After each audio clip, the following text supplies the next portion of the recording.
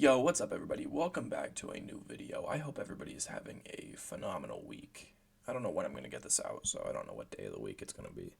I'm recording it on a Wednesday, so probably, hell, it might go up today, actually. These don't really normally take like a ton of editing or anything. Today I have my fourth mock draft out of 5.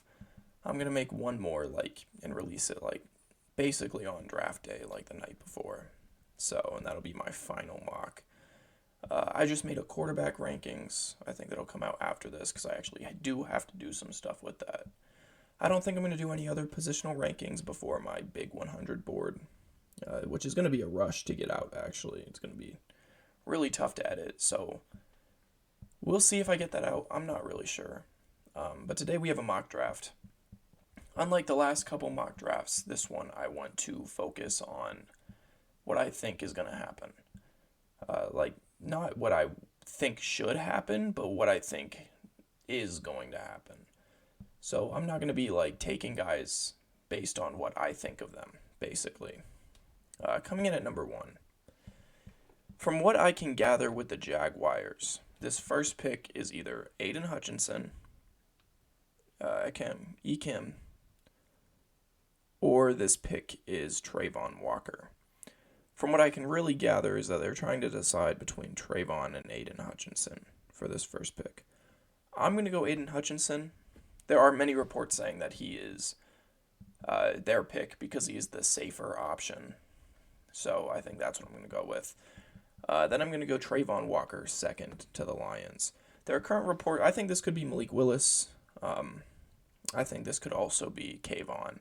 There are current reports saying that the Lions don't want Kayvon Thibode because he's not a culture fit, whatever that means. I don't really think Kayvon's off the field issues are anything that teams should look into too much. But there are reports saying that Kayvon might fall because of him.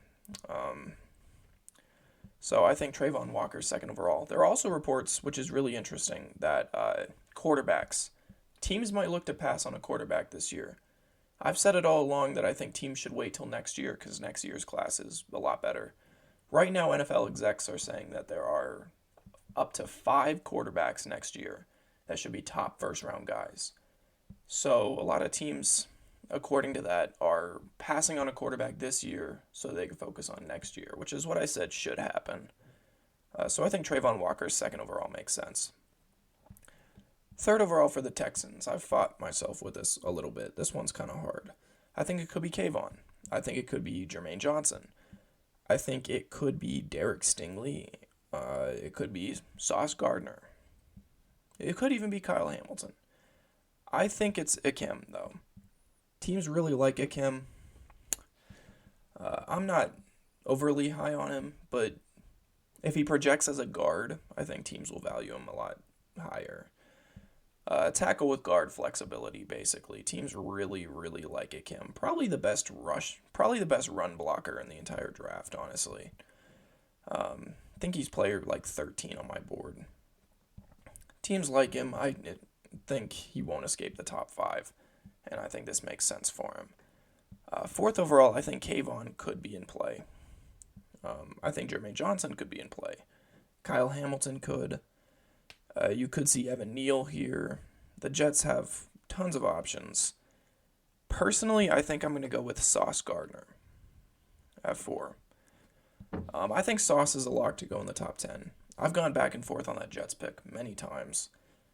Teams really like Sauce Gardner, and the Jets have done their homework on him. I think it makes sense for him to come off the board at 4. It'd be the earliest we've seen a corner in quite a while since the Lions took a corner out of Ohio State. I've mentioned it before. Can never remember the guy's name. But I think the Jets look to add Sauce Gardner to their secondary. I really do. I don't think he escapes the top 10. I don't know where exactly he'll be taken, but I think 4 does make sense for him. A freak athlete, you could project him to a safety if you really wanted to, I think. Doesn't really cover slot guys too well, but he can do so much for your team. Coming in at number 5 to the Giants, I think it's got to be Evan Neal. I think it could be Kayvon. I think it could be Kyle Hamilton. But I think it's got to be Evan Neal. Coming in at number 6, even though I did mention quarterbacks falling, at 6, I think if you can take the top quarterback in this class, and the only one that's seen as like a potential like top 10, top 5 quarterback in the next level, I think you do it. I think the Panthers take a chance on Malik Willis. I think it makes sense for this to maybe be Charles Cross. I think Charles Cross here would also make a lot of sense. If they don't go quarterback, they will go Charles Cross. I'm pretty sure of it. But I think this is where we see Malik Willis, the first quarterback, off the board. Reports pretty much indicate that Malik Willis will be the first quarterback, and then Kenny Pickett will follow him. Coming in at number 7, I think this is a no-brainer. It could be Kyle Hamilton. It could be, but I think this is where Kayvon stops sliding. So they get Evan Neal and Kayvon Thibode, which I think is phenomenal if you're a Giants fan. Kayvon is player number 2 on my board, but I think character concerns are going to drop him a little bit. I don't think he escapes the top 10, though. Teams are saying they're fairly sure he's not a top 5 pick, but I don't think he should fall more than that. Coming in at number 8 with the Falcons is a pick that you could see Kenny Pickett here, but like I said, I think quarterbacks are not going to be taken this year. I do know, actually, that the Panthers, their GM just basically guaranteed Sam Darnold a starting job, but I don't think that warrants them going in a different direction in the draft. I really don't. None of these quarterbacks are going to be year 1 ready, probably, honestly. Kenny Pickett might be year 1 ready. Malik Willis definitely isn't. He needs some time to develop, but Evan Neal, Kayvon Thibode. I mean, the Falcons, I don't see them going quarterback here. They could take Kyle Hamilton. I wouldn't be overly shocked to see that happen. But I think for me, this is either Jermaine Johnson, who teams like, a lot of reports say he's going to be a top 10 pick for sure. But I think if you have the chance to take the top wide receiver in this class, you do so. Wide receiver 1 for me is Garrett Wilson. I think that's kind of the consensus at the moment. Jameson Williams probably would be wide receiver 1 if it wasn't for his injury. Chris Olave doesn't even warrant a first-round selection for me, but I'm sure he'll go. I think this has got to be Garrett Wilson out of Ohio State, 8th overall to the Falcons. Then you get to number 9, which is another spot where I could realistically see Kenny Pickett go. But I think the Seahawks roll with Drew Lock for a year. I really do. Especially because in this spot, I mean, once again, this could be Jermaine Johnson. Would not be shocked at all. But for me personally, I think this is Charles Cross. Charles Cross is phenomenal. He's offensive tackle number 1 for me. He's higher than Evan Neal on my board personally. I like Charles Cross a lot. I think he's the most developed tackle.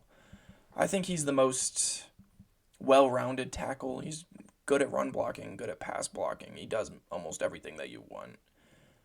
He's a little bit on the smaller end for a tackle, but that's really like the only knock on him. Doesn't pick up blitzes overly well, but that's kind of nitpicky, honestly. A lot of tackles coming out of college are not amazing at picking up blitzes, so I think this is about where we'll see him go. Coming in at number 10, it's another pick that I've kind of gone back and forth with. To me, this is either Kyle Hamilton or this is Jermaine Johnson. I feel like I'm saying that for all these picks, which truly speaks to the range of these players. They can go anywhere from the top of the first round to the middle of the first round, honestly. And it's not really surefire. The reason I'm not going to go Kyle Hamilton is because I already had them take Sauce Gardner. I don't think the Jets spend back-to-back picks addressing their secondary. I really don't. I think that this is where we see Jermaine Johnson go. Top 10 technically, even though he's sitting at 10. There are reports also right now that say that Derek Stingley is going to be a top 10 pick. I just don't know where. I don't know where you can fit Derek Stingley into that top 10. And I don't think he goes here at 11, honestly. I think the Washington football team looks to address wide receiver. Again, could be Kyle Hamilton. Could be Derek Stingley. But I think they look to address wide receiver, and I think they do it with Drake London. One of my favorite players in the draft, honestly. He's a freak. He's like a beefed-up Chase Claypool, I think. He's like 6'5" and can jump. He's a freak. He kind of gives Washington something that they don't have currently in a big jump ball wide receiver. So I think that makes sense. At 11, if Kyle Hamilton's around at 11, I think it's kind of a no-brainer. This could be Derek Stingley. Again, Derek Stingley is probably a top 10 pick, but I do think that this is where we see Kyle Hamilton stop his slide. Then you have the Texans again. I've heard that number 12 and 13, the Vikings and Texans, have done their homework on Kenny Pickett. I don't know why the Vikings would, but hey, may as well. I've heard that they like him and they could pick him. The Texans said that they're going to work around Davis Mills. I don't buy it for a second, honestly. Would I trust the Texans not to lie? No, not in the slightest, actually. I do not trust them to be telling the truth, ever. But I think in this situation, they do take Derek Stingley. I think it's just what makes the most sense here. At 14, the Ravens could look to address many things.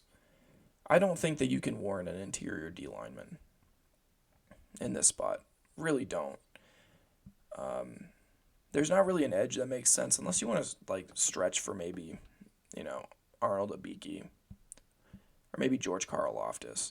But I think it's just that. It's a stretch. I think they look to address corner here, personally. I think they look to address the secondary. It also wouldn't be overly shocking to me to see this be Kenyon Green or Tyler Linderbaum to address their O-line. But reports currently say the teams are very high on Trent McDuffie. And I get it. I'm actually also very high on Trent McDuffie. I like him a lot. So I think the Ravens look to address secondary, and they do it with Trent McDuffie. At 15, it's a no-brainer for me. I think it's Jameson Williams. It could be Andrew Booth, I guess, but the Eagles pick in 3 picks. The Saints are in between you. The Saints are probably looking for a wide receiver. If you want a wide receiver, you take it now, so the Saints don't take who you want. And I think that's Jameson Williams. Potentially the best wide receiver in the entire class, honestly. If it wasn't for I had him as wide receiver 1 before his injury. Or before I really factored in, the impact of that injury. So I think he's wide receiver 3 for me, but he's really wide receiver 3 because of injury concerns. He could easily be a wide receiver 1 at the next level. So I think you take him here. I think you have these 3 wide receivers, and I think there is a drop-off in quality after that. For the Saints, I think that it could be a guy like Trevor Penning. They could look to go wide receiver with anybody that's not Chris Olave. But I think that this is where we see Kenny Pickett go. I think it's the end of where his range is, personally. I'm not doing trades for this, but personally I believe that we're going to see 2 quarterbacks go in the top 10. I believe Malik Willis and Kenny Pickett go. I believe it's going to take a team trading up to get him. I think the Saints might even be the team that trades up to get that pick in the top 10. Reports are saying that the Saints and Steelers have both done their homework on trying to move up in the draft. The Saints would have a pretty easy time doing it. They can trade. All it would take is trading their 2 first-round picks. I think that's really it. You trade those 2 picks that you have to move up into the top 10. It'd be really easy. You wouldn't have to add anything else to it, honestly. Especially if you want to move up with a team like the Seahawks. Move up with a team like the Jets, or I don't know, what's another good example of this? Hold up, give me a second. Even a team like the Panthers, if they want to move back. The Lions, even.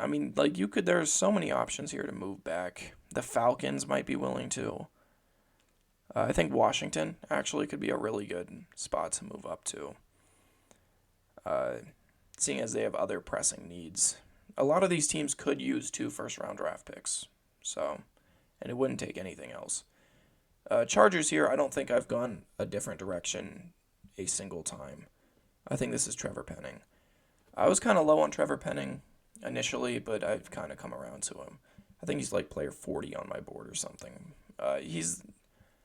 If you want to tackle, you better get him in this spot, because there is not another tackle that warrants even a second-round draft selection, honestly.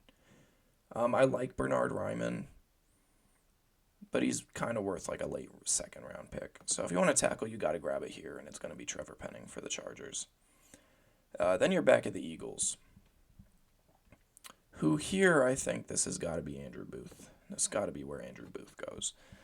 I'm fairly certain that Trent McDuffie gets taken before him, but Andrew Booth is kind of the quality drop-off point for corners. There's some other good ones. I mean, Kaiir Elam is good. Roger McCreary is good. But Andrew Booth is probably, like, you have S tier here, you have A tier here. In the way of this class, Andrew Booth is like the last in that tier level. So you want to take Andrew Booth here. Now at number 19, this is where the Saints are pretty much chokeholded into going wide receiver. And I would love to say that this is Chris Olave. And I don't want to look at this from like a what I think should happen, because this is what I think will happen. I think Treylon Burks and Jahan Dotson are just worlds ahead of Chris Olave. Same with George Pickens, even Sky Moore. I don't like Chris Olave, but I think he's the pick here. I think he is. From a what I think teams will do perspective, I think the Saints look to go Chris Olave. Deep threat kind of guy. They're kind of lacking the type of wide receiver that Chris Olave is. He's a guy that can just line up in the slot for you. He could be really good at the next level. I'm not huge on him, but I have to acknowledge the fact that he's going to be a first-round selection. And I think it makes the most sense to the Saints because he brings something to the table that they don't currently have.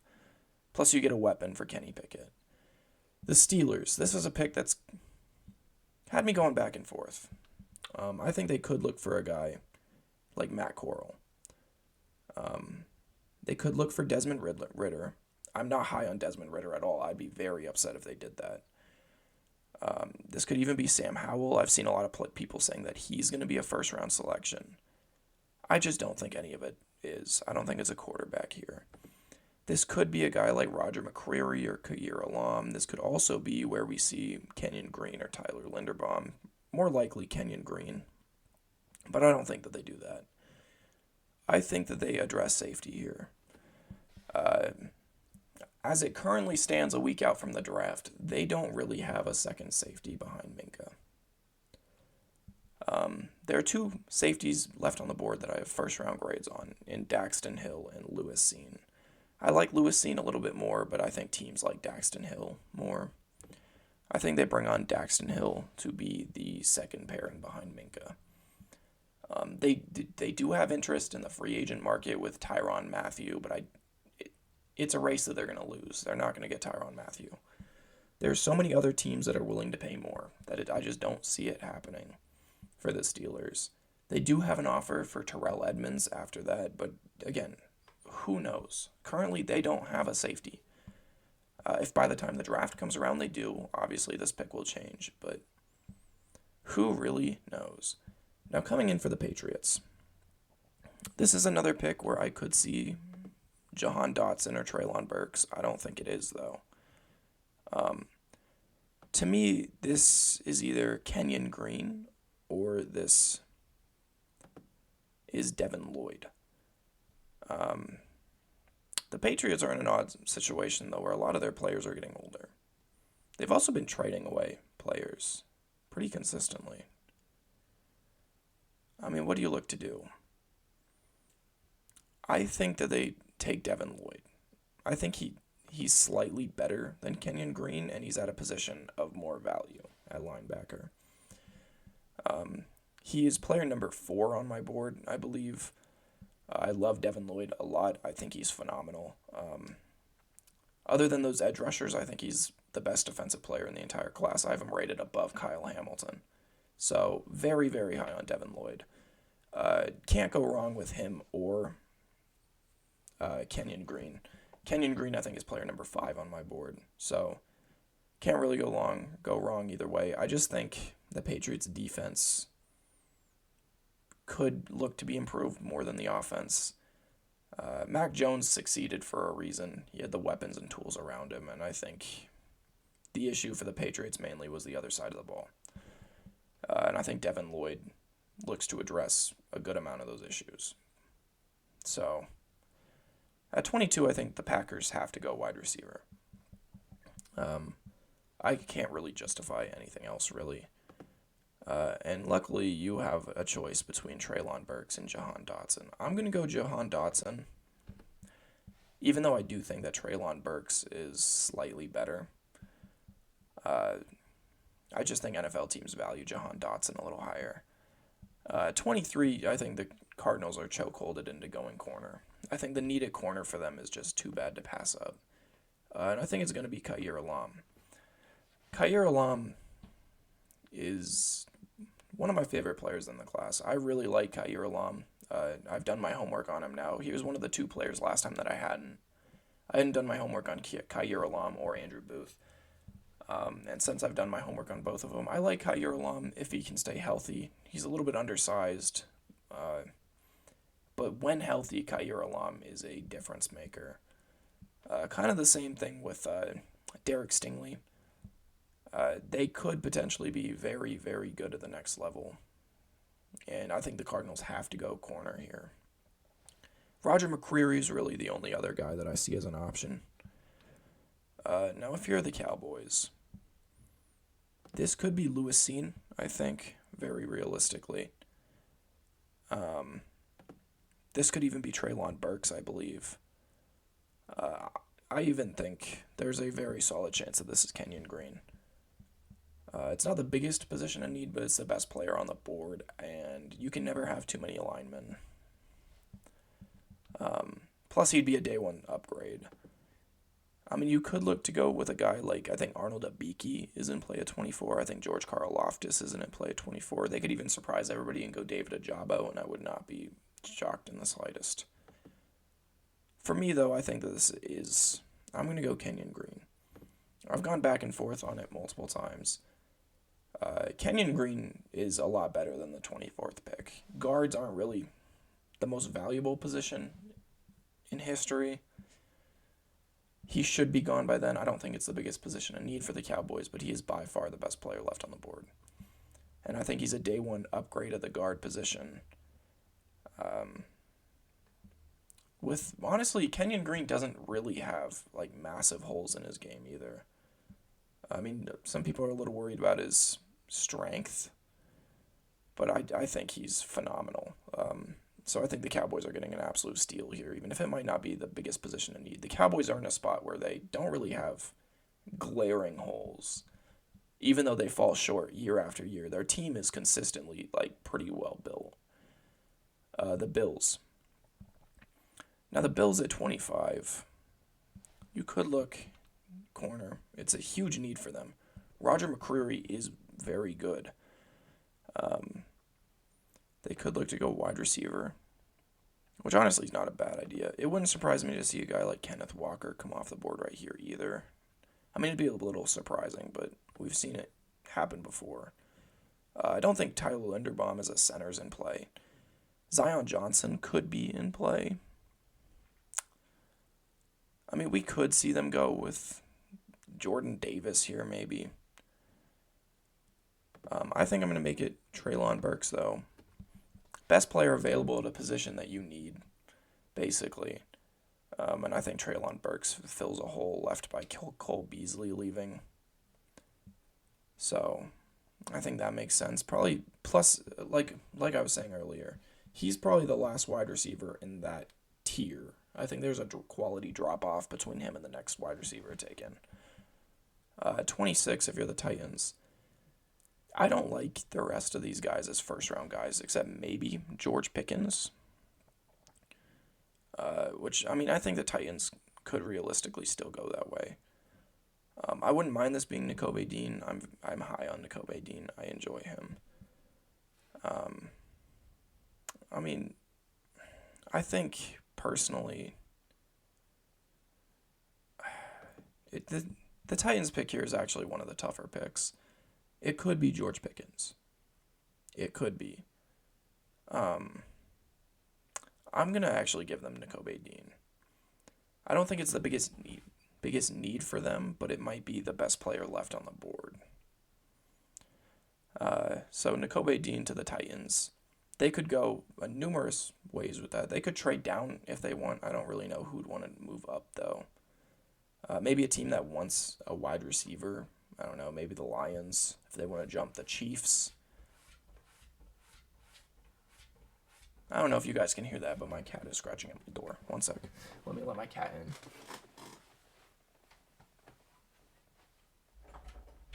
What do you want, bro? Punk, shut up.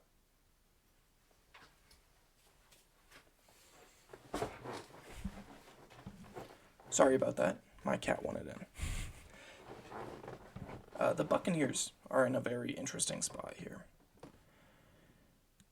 Realistically, I think the Buccaneers could go with Zion Johnson. I think he'd be... I mean, the Buccaneers, again, pretty well-rounded as a team. There's no huge glaring holes, but I definitely think the O-line's probably their biggest need. This could also be the start of the range for Kenneth Walker, I think. This could still be George Pickens. This could be Roger McCreary. This could be where we see a guy like Jordan Davis go. I think Jordan Davis has a very weird range where he could go probably anywhere from like 12th to the second round. And I don't really know where we see Jordan Davis go. I mean, he's just... None of these teams really have a need at D tackle. For the Buccaneers, personally, I think they look to address guard and go Zion Johnson out of Boston College. And then at 28, the Packers could look to go edge. But there's no... I mean, I like Arnold Ebike and George Karlaftis. You're not going to get a tackle right now. I actually think that this is where I'm going to send Jordan Davis. He'd be an upgraded D tackle. You can move him to D end, potentially. Again, my bad. If teams project Jordan Davis at an edge at the next level, he'll go way before this. I personally don't know if he can play edge as well as many people think he can. I think, again, he could go anywhere from 12th to the second round. I think he sneaks into the first round at some point, though, and I think 28 makes a lot of sense for him, honestly, especially if the Packers think he can play edge. At 30, I've said it before and I'll say it again, I think that this is where we do see George Pickens go. I think they need to take a wide receiver, and I don't really see a wide receiver that matches. Like I was saying about the tiers, I think George Pickens is kind of in this weird tier by himself, where you have all the guys that have already been taken way above him, or not like way above him, but in a tier of their like above him, and everybody left on the board a tier under him.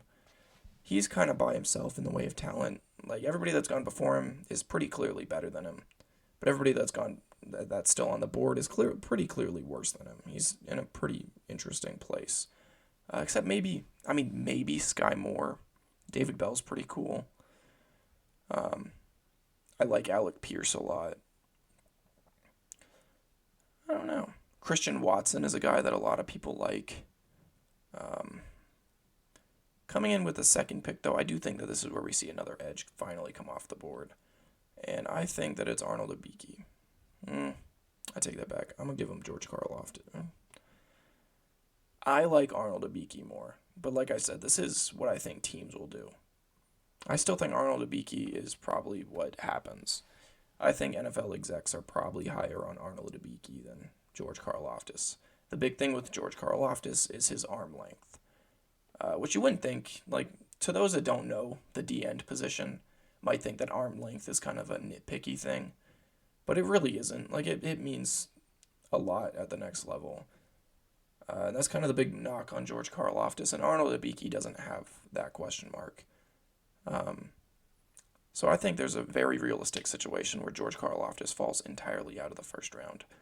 I've routinely mapped Zion Johnson to the Bengals, which they're in an interesting spot where that's just not possible now, which is fascinating. Certainly a change. If the Bengals think that they can move Tyler Linderbaum to play guard, I think that's very much in play. Tyler Linderbaum's a top 10 player for me. I mean, if they want a safety, I think Lewis Cine is very good. And I think that would be a good option for them to pair with Jesse Bates. I do like Roger McCreary. Maybe not as I don't think I give him a first round grade, but early to mid second round grade. So I don't think they'd be hard pressed to grab that. I think I am gonna actually have them grab Lewis Cine. I like Lewis Cine a lot. I think he should be a first round guy. I think he makes sense here. Pair him alongside Jesse Bates, let him play the other side. I think that's what I've sold myself on. Although, if they don't go there, I think this is either Roger McCreary or this is Tyler Linderbaum. At 32 for the Lions, I've mapped a quarterback here pretty often. With all the reports coming out about teams looking to pass on a quarterback, though, I just don't think I can realistically give the Lions a quarterback. I don't think that this is a safety. I mean, this could be a wide receiver, I guess. I don't think that there's a linebacker that warrants a pick here. So what do you do if you're the Lions?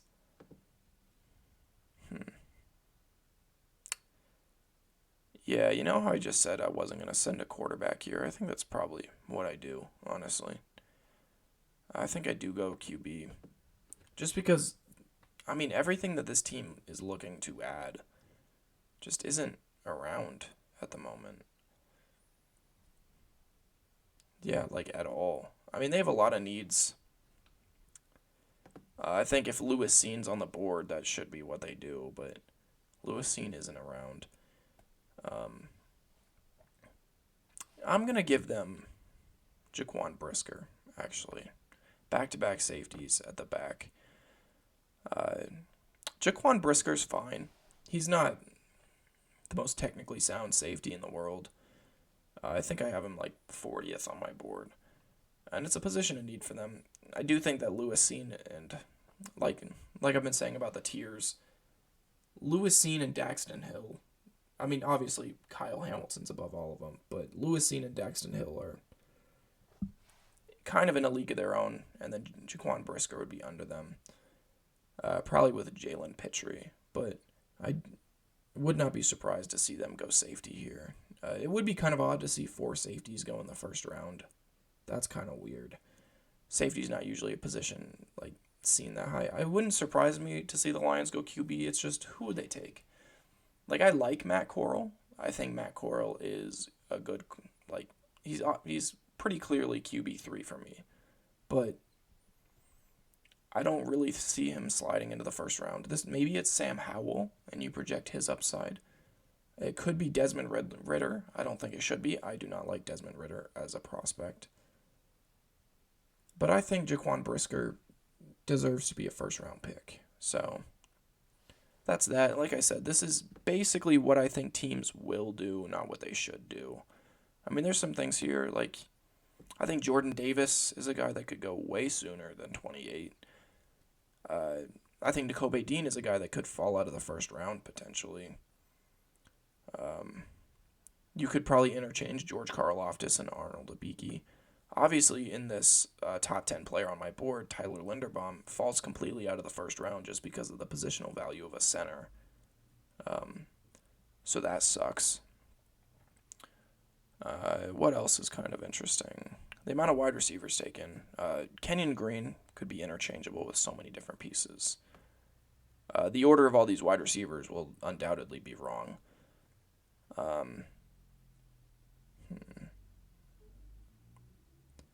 Like I said, probably 2 quarterbacks in the top 10, but I'm not doing trades. And I think it will take a trade to get those 2 quarterbacks off the board. Derek Stingley's probably a top 10 pick. I just can't realistically figure out where. It wouldn't surprise me to see him at 11 to Washington instead of Drake London. What else? Very realistic possibility that Carolina passes on a QB. I just don't see it happening. Anything else? Sauce Gardner is a guy that could fall a little farther than that. That's really about it, though. A lot of really good players that fall out of the first round in this, but that's just the nature of the draft. And I'm sure I'll be wrong pretty much entirely. This year, everything's a variable. Like, I know last year, like, you knew the first 4 picks basically going into the draft. Not this year. You have no clue at all what's going to happen.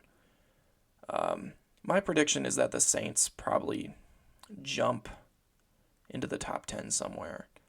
Maybe a trade with Atlanta. They could even trade, I think, very realistically with the Giants. I think that they could trade picks numbers, 16 and 19, with picks number 5 to jump up 11 slots and jump the Panthers. If I had to map a trade right now, I think that's the one that I would take. Because the Giants have needs, and they could certainly use a 3rd first-round pick. The thing is, though, I don't know how well with this class's quality. I think the Steelers could realistically jump up. Like, I think with this class's quality, it's going to take giving up your first-round pick next year. I don't think teams are going to look to move back and add picks from this draft particularly. I think it will probably end up taking a team that's willing to throw in a next year first. So we'll see. Tons of variables. Always fun. Love the draft. My quarterback positional rankings should be out, I don't know, some point. They might even be out by the time I release this. I'm not sure. Depends on when I get everything edited. Like, if my quarterback ranking is edited by the time that this is supposed to drop, I will just wash this down a day and post my quarterback rankings to get it out as soon as possible. But it's going to take some editing to get done. I will be dropping a top 100 board. Maybe. We'll see. We'll see how that goes. Still got a lot more to do for that to happen. And the editing on that's going to be nuts. Like, that's going to take a long, long time. So, we'll see. I do hope you guys enjoyed, though. Expect another mock draft soon, and I will see you guys in the next video of whatever I make. Peace.